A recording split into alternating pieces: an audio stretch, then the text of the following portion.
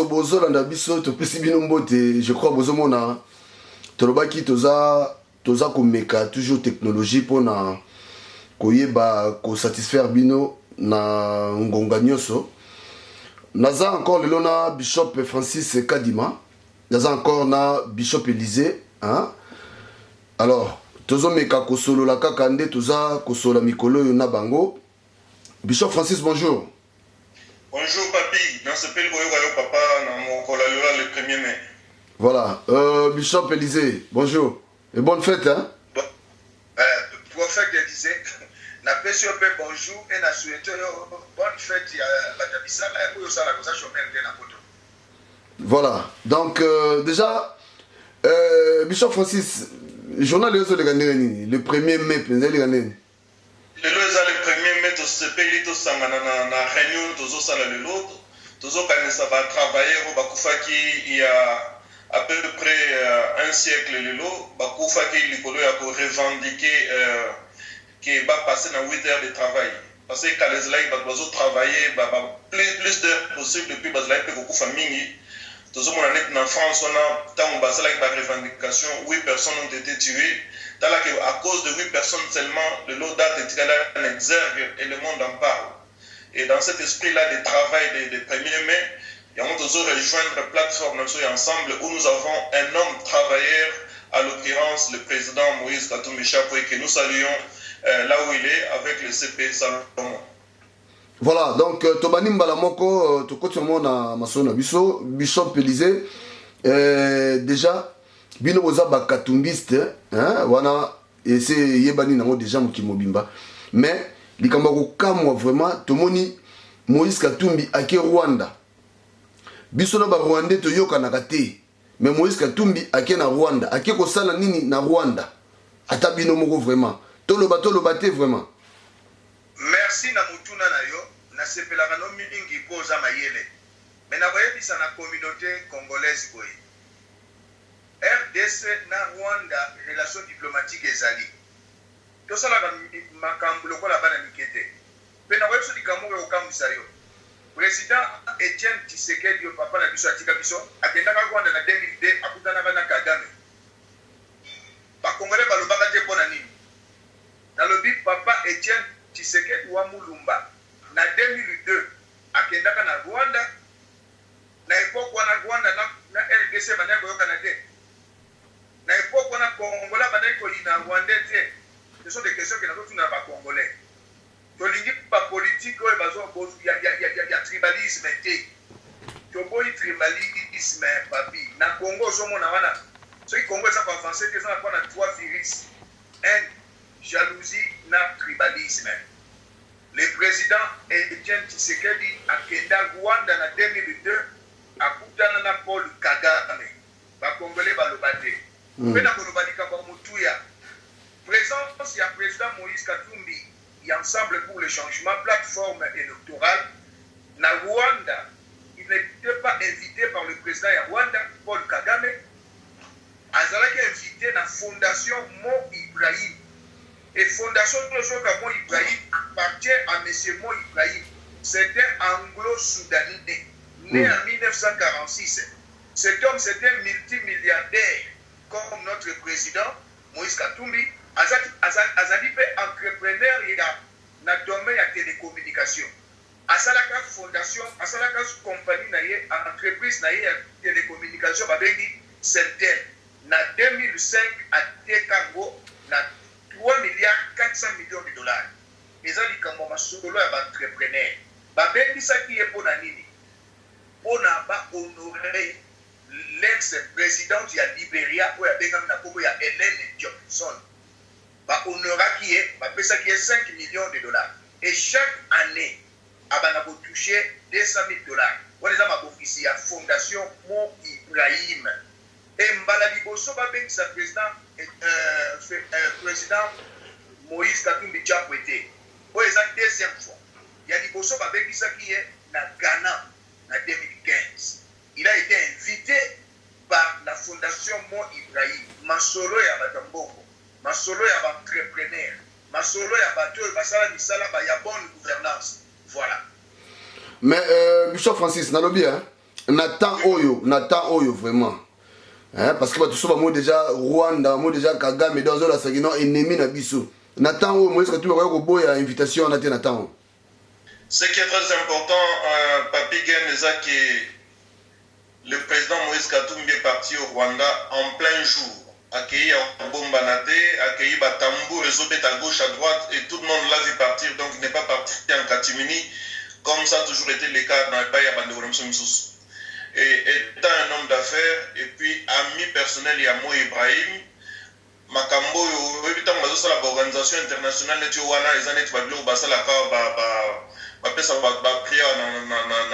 Norvège ou bien en Suède. Et ça au moins l'a préparé à l'avance. Et puis vous dites on va aller au Rwanda. Ça a été un agenda bien programmé depuis longtemps et qui devait se réaliser dans le mois d'avril. Donc le président Moïse étant un homme d'affaires, il ne pouvait pas en tout cas abouiller à l'invitation. Il a été rehaussé de sa présence à côté de ses pairs, les autres, les chefs d'État. Voilà à peu près. Bishop Élisée, est-ce que Moïse Katumbi vraiment Kokita Kingo qui a déposé candidature parce que Azolo Baga Libanda Babi Kuna pas Kokita, est-ce que Kokita vraiment qui? Oui, avant de répondre à la question, on a sali parenthèse. Batu bamona ki mabe, batu bazali ba amateur na politique, ba bazaba ignorant en politique, ndenga kena ko tika gerbe de fleurs na génocide ya Rwanda. Balobi na réseaux sociaux, président Moïse Katumbi a dit que gerbe de fleurs a kanisa ba victime ya ba congolais le président Moïse Katumbi a déjà rendu hommage aux victimes congolaises, victimes de Beni devant le Parlement européen.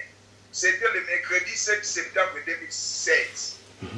Nous sommes là pour Nakoloba Kambouya ensemble.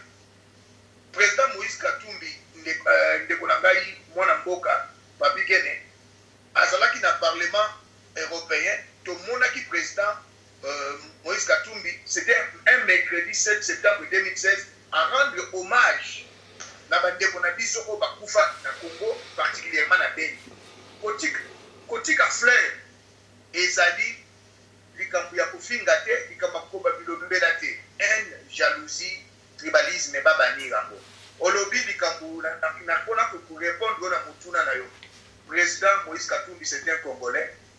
Akokita Kinshasa, mutu ko empêcher yé kokita na Kinshasa ezali.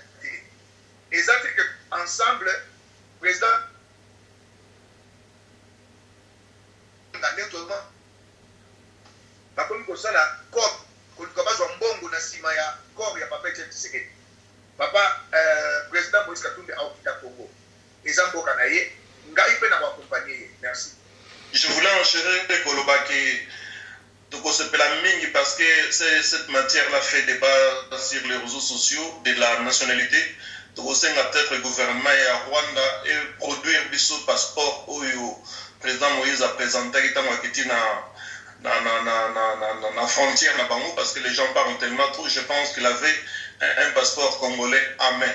Yango wana tozomona il y a toute une cabale qui s'est constituée d'acharnement contre le président que moi j'appelle aujourd'hui lynchage médiatique. C'est quoi lynchage médiatique? C'est voir toutes les différentes sortes de médias Basangani avec derrière une main noire qui agit dans le but tout simplement de détruire l'image Yamout. Et nous voyons que ce lynchage médiatique est programmé à partir du gouvernement de Kinshasa qui est vraiment opposé, totalement malheur opposé et farouchement opposé à la candidature du président Moïse Katumbi. Hier, il parlait de spoliation, on va parler des mercenaires, de parler aujourd'hui de nationalité, parler de John Chibangu. Donc, il y a toute une cabale, formation pour trouver des choses et pouvoir vraiment détruire l'image de marque et à président Moïse. Mais nous pouvons dire aussi au peuple congolais que si vous comprenez ce que signifie un léchage médiatique, il y a le robot qui a son amato, il y a le robot qui peut dans une binoté, il y a analyse personnelle, analyse scientifique, et vous verrez que quand un gouvernement s'oppose comme ça à une personne, c'est parce que cette personne-là a pour pouvoir faire émanciper notre population et la République démocratique du Congo. Voilà à peu près. sikoyo projet na ye ya c'est dire projet na société za nini bakongolais bazela nini vraiment pas Moïse Katumbi? En un premier temps, j'apprécie la question. Donc là, nous abordons directement les 4 piliers où ils allaient causer la base. Tu vois, une chaise, pour n'a quitté Vanda, et Vanda toujours dans ma colomine. Et même dans la Bible, quand on parle de la chaise de l'église apostolique, on parlait des 4 chaises qui étaient la prière, l'intercession, communion fraternelle, ou acte. Donc, l'on a ce plateau, le peut-être pilier à Elboso parce qu'il y en a 4 et cela est englobé dans au moins 500 pages. Le président Moïse Katumbi a zali ko lobele le comment très important. Je vais te dire, Papi Gen, que Congo le deux nation. Congo est une nation et je vais m'expliquer. Congo le deux c'est un petit état féodal avec à sa tête un seigneur. Et le seigneur là il place ce qu'il fait. Azo placer va pionner à gauche à droite. Azali kolongola bango ndenge alingi azali ko agir un seigneur féodal donc c'est un chef. Tous ceux qui restent sont ses sujets, sont ses subalternes, sont ses esclaves. Et c'est ce que nous vivons au Congo. Et le président Moïse Katumbi veut ramener le Congo dans cette position-là d'un État-nation où nous avons les institutions fortes. Et là, il prône la démocratie, il prône l'État de droit, les libertés individuelles. Et nous allons en parler aujourd'hui. Et si tu nous donnes vraiment le temps, on en parlera. Donc, j'aimerais laisser aussi place dans le prophète Élisée Albamunke, mais parce qu'il faut lever la premier pilier où il y a projet de société, il y a président Moïse. Voilà, Bishop Élisée, il y a un projet de société à Moïse Katumbi Zanini, vraiment. Merci. Nakanisi, Ndeko Nabiso, Moninga Nanga, Moussal Nanzambe, évangéliste international, a flashé quand c'est pour flasher.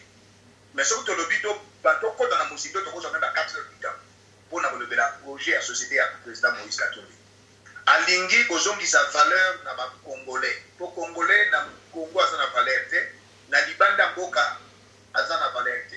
Président Moïse Katumbi alobi a mobiliser 100 milliards de dollars pour la reconstruction à Congo. Pe projet ndenge Bishop Francis Kadima l'évangéliste international alobi ezali na 4 piliers. Na kanisi alobi a kufongola muke, na tikele mo ba fongola kaka muke. Donc voilà, je vais citer les 4 piliers en passant. Et puis Togozong est la pilier parce que l'autre débattre sur le premier pilier. Donc, premier pilier, c'est la consolidation de l'État, de la démocratie et de la paix. Deuxième pilier, c'est la valorisation du capital humain. Et troisième pilier, c'est la relance de la croissance, diversification de l'économie et création d'emplois. Et puis quatrième pilier, c'est la lutter contre les changements climatiques. Donc voilà les 4 piliers.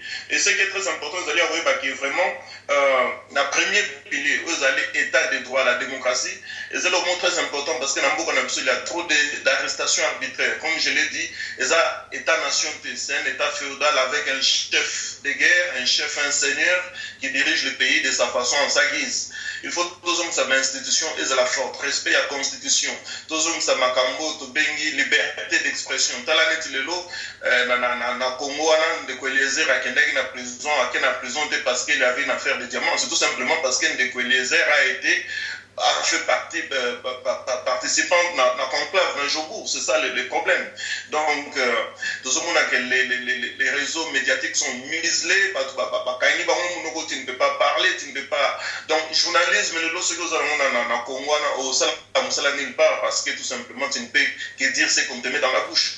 Et ça, le président Moïse Katumbi a dit, tous ont sa démocratie, tous ont sa état de droit, tous ont sa respect à l'institution. En tout cas, quand il y a état féodal ou arrestation arbitraire, lui-même, il est victime. Hein. Tu vois combien de fois il est accusé à tort, à travers n'importe comment. Et même, Bajijo, magistrat,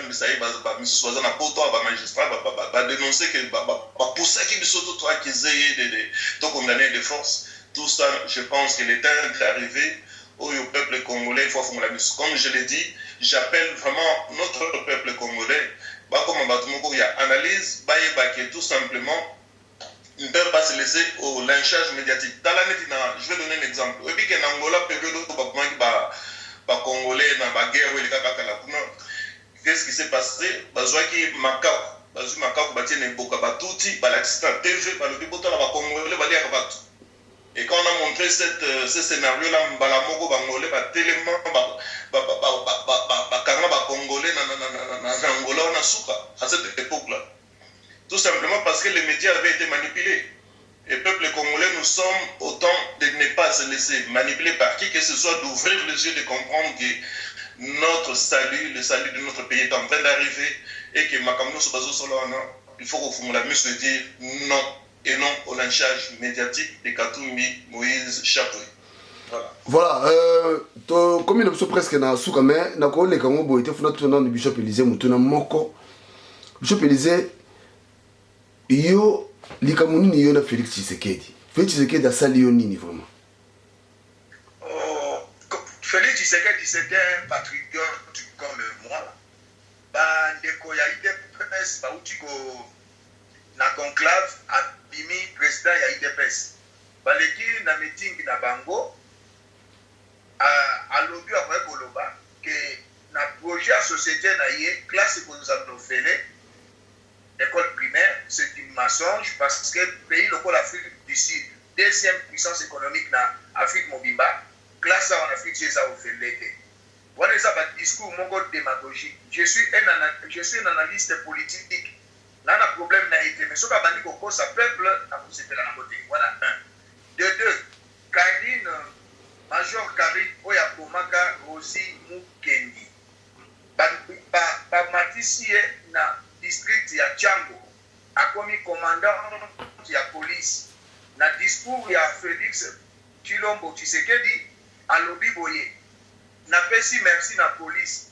En d'autres termes, nous avons analyste politique, à Lobi qui a félicité l'assassin de Rosi Mukendi, Oezali Karine Major.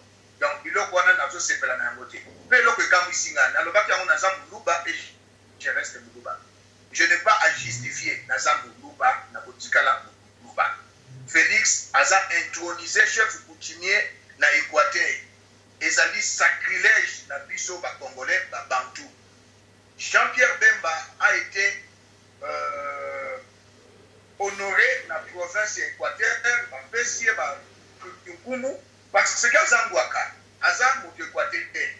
Depuis 60, Tilelo, tout le monde a monté, Yosa na Congo, Mutabalulu, Baké Notia, la province Moussou, chef coutumier Ezalakate. Alors, Bande Bonabiso, comme on a le problème avec Félix. Je ne peux pas être avec Félix. Mais je fais des reproches, des remarques.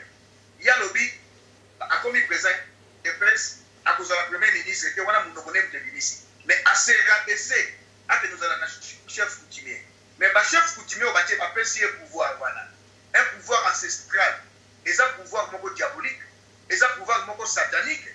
Alors, Nabosenga na Félix, c'est mon frère, à son courage. A que nous sommes dit Conga ou Bapélissier, net Azan a limité, a que nous musiques n'est pas mouton voisin faux pasteur, a que n'est pas servant de Dieu au Ghana, Timakamamo, Langi, après c'est dit Conga, n'a pas besoin de léopard, il y a Fouquet, Jean-Pierre même a pensé que pour son léopard, il y a léopard à Mounene.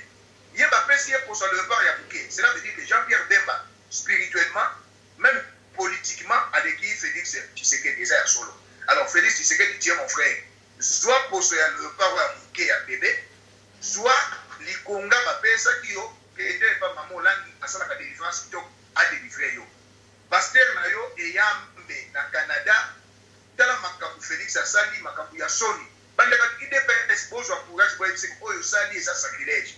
Même Abraham Louakabo Anka. Tout autour de toi, tu n'as pas de conseiller. Pour que ça Félix conseille, pour y a Sali pieds à la caté. Pour ça qu'il y a pas d'avion, papi. Na likonga wana ba détecteur wana ba ngai wale ko ekolinga ko na fiote poso le par na osimbi akuna likonga na poto bale mike ba kokima soki na lobi ko na lobi mabe na fingi te na lobi vérité parce que lui il a été intronisé pas comment le va investi non azalaki intronisé c'était un pouvoir ancestral un pouvoir satanique un pouvoir diabolique quand on a ça pour komaye na Kabila alors ndenge ya pouvoir n'est comme c'est à Kabila. Merci. Bishop Francis, pour tout ce qui ça, est-ce que vraiment c'est important, Makambo, Bishop Elisa Zotaké, Félix Tshisekedi dans le moment où est-ce qu'il est vraiment important? Bon, merci beaucoup, Papi Genomoni. On ne veut pas s'immiscer dans la vie privée de Félix, mais Félix est un personnage public. Hein. Comme c'est un personnage public, on a quand même le droit de donner un avis. Et mon avis, mon humble avis, c'est que, au moins dans la Bible, toujours dans Jérémie 8, 22, et c'est le prophète qui parle, il dit, n'y avait-il pas de baume en Gala? Est-ce que ma photo est big, ça capote, c'est la gâte na mboko à bengi Galaha? Ceux qui m'a foutu en Ezra, est-ce que les médecins, alors moi j'interpelle Maman Marthe, j'interpelle aussi partie de l'IDPS. Nous allons interpeller Bandekonu sur l'IDPS, nous allons interpeller famille Mobimba pour dire est-ce que la sagesse va se quitter. Au moment où Esaïe ou Ézéchias Sazokufa, Esaïe a une prophétie à l'objet, donne des ordres à ta maison parce qu'on ne kufa pas. Et je pense que Papa Tshisekedi n'a pas communiqué avec Félix avant Kufa. C'est ça le mal et pas même africain. Parce que tant on va baptiser, quand le Papa Tshisekedi a été baptisé, on a baptisé conseil, il y a franc-maçon, il y a beaucoup de je pense que s'il avait donné ce conseil à Félix, Félix n'aurait pas fait ce qu'il vient de faire là. Parce que le passage à côté si Liwana Ndakunaï, à côté Liwana Katia IDPS, où il y a aussi Monezali Bonganga, il y a aussi Mbakisi. Il a bien dit dans le meeting, quand il a donné son meeting à lobby clairement, il a dit que Sambela Nabato Nzambe, ou Nzamba Pesanga sagesse, Pesanga Boigna. Mais Bato Nzambe, on a interpellé Félix Tebepsi, qui bilo a dit que Simba, a dit que Simba, moto, a dit que Simba de Kisi. Et puis Moutouana, on a dit que c'est le pouvoir éternel. C'est ça. Amen. Amen. Dans la bérésie, donc moi, je parlerai à Félix. On s'est retrouvé avec lui 2 ou 3 places comme ça. Il est toujours ami à ma famille. Et moi, je lui parle vraiment d'un ton amical. Que Biloko aussi bien au côté Liwana, il est au côté Liwana Ndaku. Biloko a été zonisa à Mosenga Batona. Zambe Oyo, le Bagwana qui a été consulté avant sa meeting. Basambe la Ponayo, aux zonga. Parce que le loyo aussi bien, mais je vais te dire. Tous en Congo na Congo na Biswana, il est avant l'élection, à Kendara Peka Équateur, on a Balambi, à Komi Bitabe, Bazobuka Bitabana Bazolia. Soit des gens comme président, ma comme présidente, je ne vais pas donner son nom, il est mon quoi, il est donc c'est pour dire tout simplement que, oh, Basali Félix Wana, va continuer dans le monde des ténèbres. Et bientôt, ça va commencer à demander des sacrifices. Et le sacrifice sera de donner les gens soit de l'IDPS, soit de sa famille. Félix prie ici à Bruxelles, dans l'église de Bekao, dans le pasteur Soki, vraiment, Ayoka Nzambe, Abenga Félix, c'est que ce que tu viens de faire là, est allé abomination, Nakati, Yavinae spirituel. Voilà ce que je pouvais dire. Voilà, pour tous ceux qui savent, je peux dire le Binini, parce que tu as commis vraiment la souka. Ok.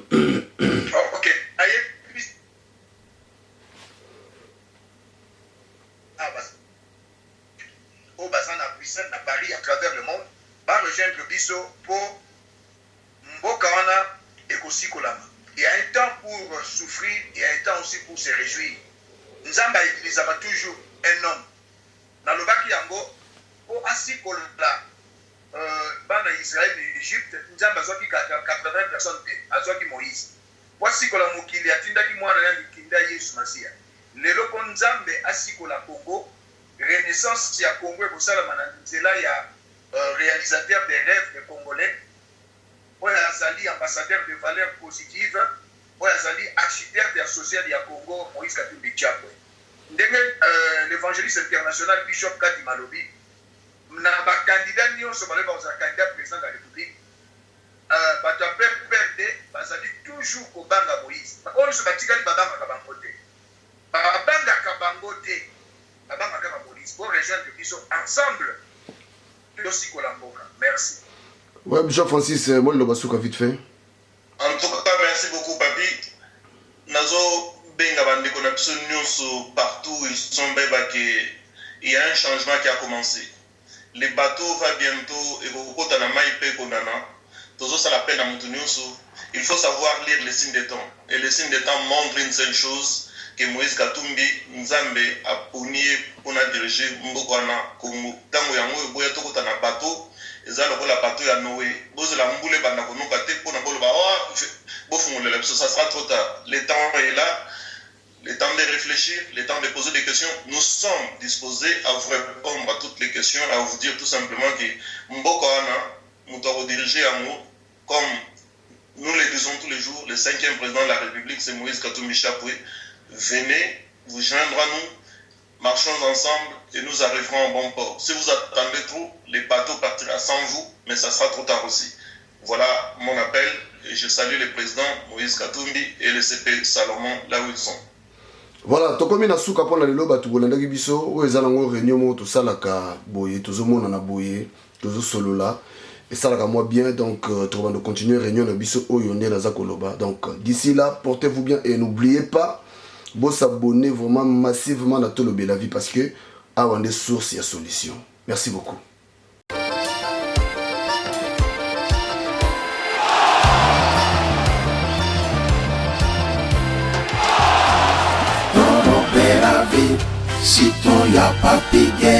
Voilà, là on est ensemble quoi. On est vraiment beaucoup, on est mal nombreux quoi. Ici chez Bisso na Bisso. Ah ouais, mais il n'y a pas Bisso na Bisso. Si on veut Lyon, oui, mal Lyon. On ne peut pas Bisso na Bisso, c'est quoi Lyon? T'as bateau de ça. T'as la Bella bateau.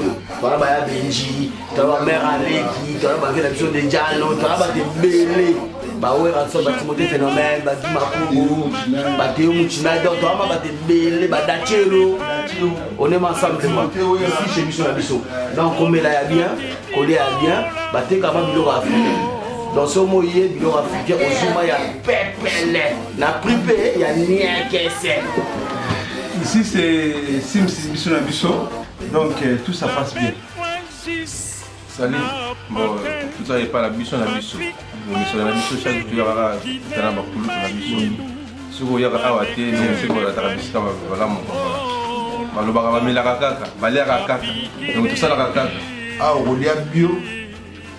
Nous sommes Nzombo, Pondu, Ngai Ngai, Mungusu, Likapu, Nandagala.